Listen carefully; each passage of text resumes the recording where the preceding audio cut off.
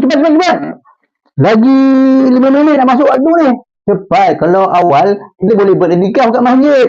Boleh sembahyang sunat sekali. Jom. Dia selalu ni. Inilah masa untuk tambah pahala. Jom. Syam. Lama dah jumpa kau.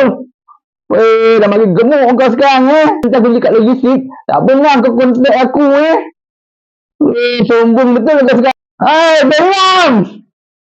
Buka apa tadi, Imam? Malam ni ada game Manchester United. Harap-harap lah Garnacho dapat skor. Aku ada masukkan dia dalam PL Fantasy ni. Alamak, pukul 10 sempat tak tengok ni. Alamak, bapak mentua kat sebelah aku pula. Dah solat dah. Alamak, sungkup pula tak bawa.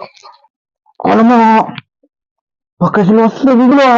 Bulian yang tutup aurat. Mana aku letak skirt dia? Wuduk ke ataupun aku tak buat pergi masjid? Aku ni dah wuduk ke belum?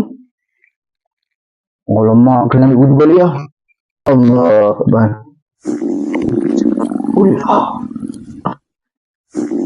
Ini mesti sebab banyak makan. Tahan.